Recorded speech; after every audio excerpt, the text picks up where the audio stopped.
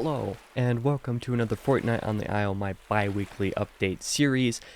This has been a long fortnight, I gotta tell you. Most of the fortnights so far this year, when I've come around to do this style of video and talk about it, I've always thought that the fortnights went by rather quickly, where it was like, oh wow, yeah, the next one just came around when I thought I still had another week before I needed to record one. This time around, I feel like it's been like an entire month since I've done one of these videos. It's just been a long one between going on a trip out of town a couple weeks ago, doing some movie and game night stuff last weekend with friends and family, depending on the thing, and daylight savings time absolutely messing up my alertness and everything at work this week, and work being pretty busy in spite of my being so tired. It was just a crazy time, but somehow I managed to do a decent bit of reading, so let's talk about that very first thing, just like always. First off, over my trip out of town, I did finish up Cities of the Plain. It only took me a couple days to do, and I was not very hot on this one. I don't really have a whole lot to complain about, though. It's a book that I felt nothing about for the most part. Like, there's a couple of scenes, maybe, that I can recall from this one just thinking about it. It did not conjure up any strong feelings in basically any way, and for that reason, it ended up being, like, a huge disappointment. I don't hate the book, it just did not do anything for me at all. It was not memorable at all, and that was the real crime that it committed, to be honest. Otherwise, I have gotten quite a bit of reading in the Fires of Heaven over the last couple of weeks, I guess. Basically, over the start of the month, I've gotten to be quite a bit of the ways through. I am now, let's see if I can do the math here, about 230-ish pages in out of 670 or so, so I've made a pretty decent chunk of the way through, and I gotta say, I'm really enjoying it. There hasn't been anything about it that I've, like, notably disliked so far, which, to be honest, is actually a big surprise in most ways. I was anticipating certain aspects of certain plot lines to really irritate me, based off of others' experiences, including a person who has agreed with me basically one-to-one on everything in my journey through the series so far. This one, he was like, you're probably not going to like that one too much either, and I have not had any problems with it so far. I don't remember if I had read any of it by the time I talked about this in the Fortnite on the Isle so far, or the previous one. So far, this book has the potential to be my favorite in the series, which is a huge, huge shock to me. But that is nonetheless how it ended up happening. Otherwise, I did get to start Project Hail Mary by Andy Weir, a book that I forgot that I was going to be reading at all. To be completely honest with you, it was one that I had forgotten about leading up to March, but then I reminded myself in one of the videos, my top 10 sci-fi that I wanted to read video, I think it was, editing that, I was like, oh yeah, that was something that I was supposed to make sure that I get done. So I'm doing this as a buddy read with a friend, and I'm working my way slowly through it. I figured that I would be able to work through it faster, but because I'm trying to put so much of a focus on Wheel of Time, it has not been going as quick as I would like. But there have been definitely some great standout moments in this book. I think chapters 3 through 5, but especially like chapter 5 in particular was one that's like, yes, this is why I really like reading Andy Weir, and why I think that is the way that he tackles science within the specific plots that he chooses is great. I have had a small problem with the book in that the narrator, the main character, his narration is a little bit cringy at times because of his choice of PG verses, and I kind of have a problem with that. That's kind of taken me out of it at times, but generally speaking, I've really enjoyed the book. Otherwise, the only other thing that I have to say is that I did get to start finally a secret project that I'm not going to talk about until I'm probably finished with it, that I am doing digitally. And speaking of digitally, thank you to a couple of my friends, Tokyo and Reen and Patrick and Rumo, who all chipped in to buy me a Kindle Oasis, which, you know, my very first Kindle device. That was rather exciting to get in the mail yesterday, finally. I actually had to pick it up because of a required signature. It had to be shipped to me from out of the country because apparently the US has discontinued the Kindle Oasis for whatever reason. It was unavailable, like completely unavailable for several months now. That is what I'm reading my digital stuff on now instead of my phone.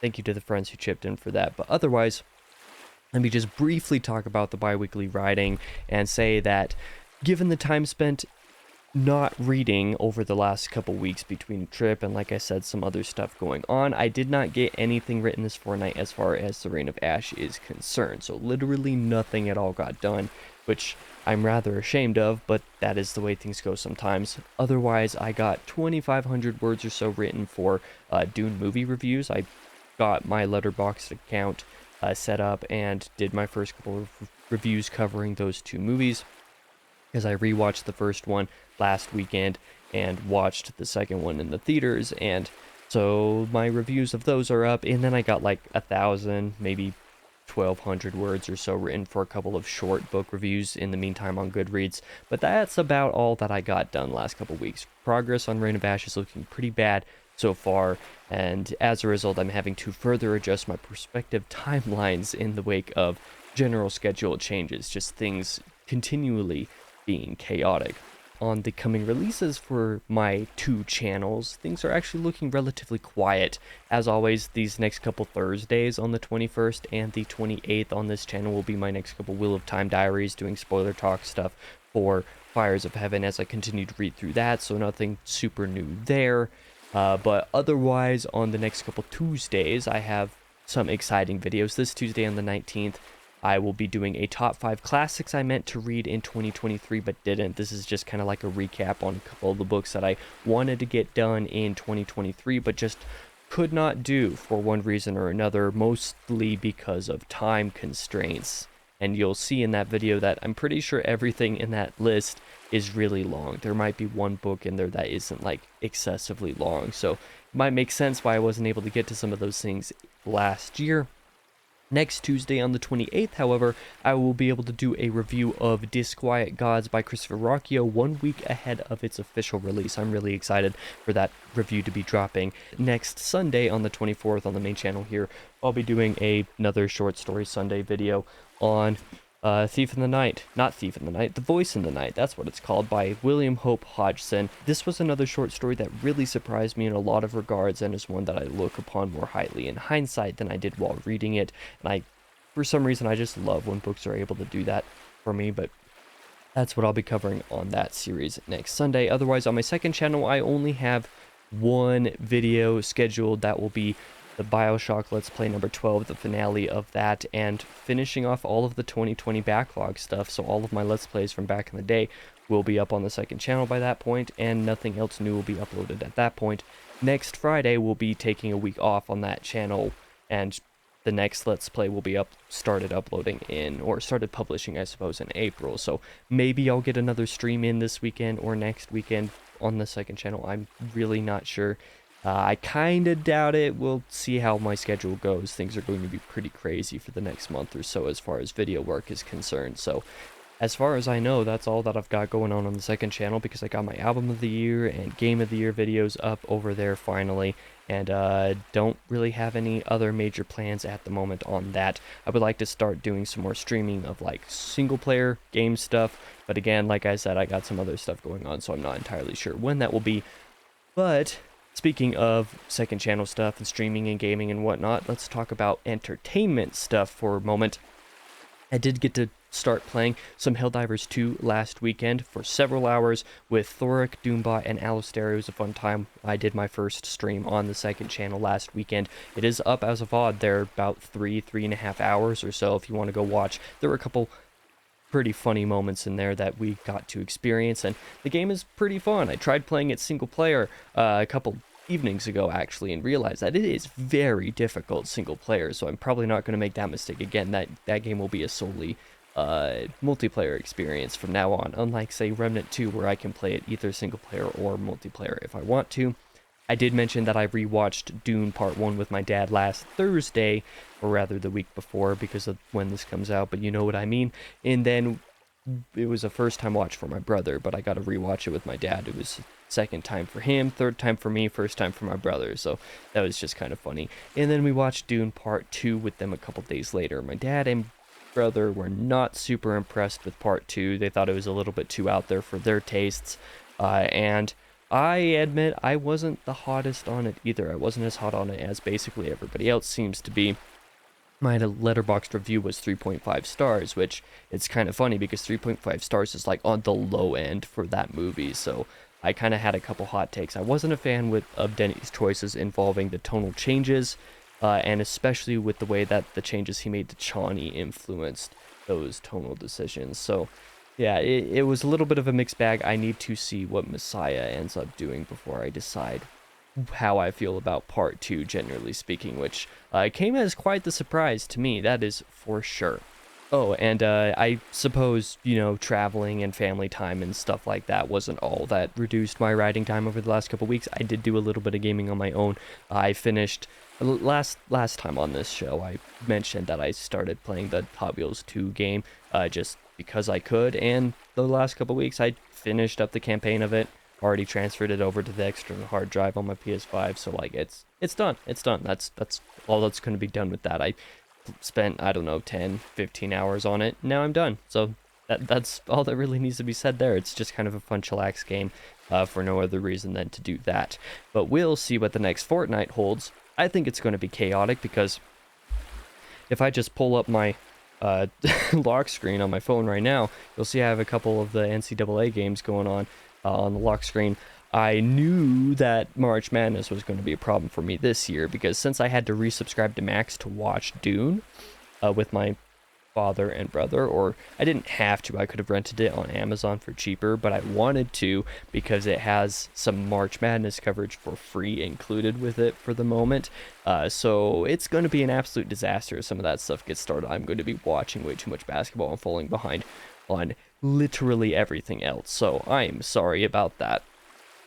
As for music talk, I'm gonna wrap this up hopefully shortly because this video is going on a little bit longer than I want it to. Only one album really that I wanted to note came out the last couple weeks, and that is Shadow of Intense orchestral version of Elegy, their most recent full album that came out. I haven't listened to it, but I know that their orchestral versions of stuff are always fun.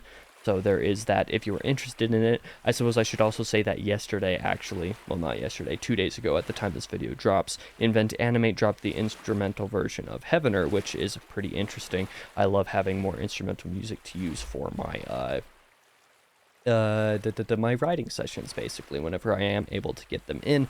Otherwise, there's just a few singles to shout out. Nick Nocturnal and Ryo Kinoshita, who was previously with Crystal Lake, released a single called Architect, imitating the style of Architects, and I am shocked at how much Ryo's vocals sound like Sam Carter's. So that caught me off guard. That's why I'm mentioning that one. Like Moz the Flames released another single, I think called Kintsugi. I'm not sure if that's how it's pronounced, but that was good because everything that band has done this decade is good. Otherwise, a couple more singles came out a few days ago that I want to shout out, those being Our New Kingdom by Asleep at the Helm, The Black by Imminence. Their new album is surely coming very soon at this point. They've released like 15,000 singles for it. And then Ancestor Glade by Everglow, the Before I Turn sounding side project of Before I Turn's vocalist Alex Inglis, based off of Skyrim, or rather the Elder Scrolls more broadly, I think. And those were all good singles that I listened to. So, that's how it's going to go. I also want to shout out that the last couple weeks I got into Boy What's SpongeBob and Plankton songs. So, like Just a Pineapple, Wish I Would Have Known, Dear Magic Conch Shell, Plan Z, Neon Tide, Funeral of an Antihero. These are all unironically really good songs, and I hate that I love them so much. But that is all I'm going to talk about for now. I'm going to wrap this up and say thank you for watching this if you did. Hopefully the next Fortnite on the Isle is a little bit less chaotic than this one was because my mind's all over the place at the moment. But considering March Madness, like I said, I don't know if that will be a thing. But otherwise, thank you for watching. I'll be back on Tuesday, like I said, with that top 5 classics I missed in 2023 video. And I hope to see you guys there. Thanks for watching.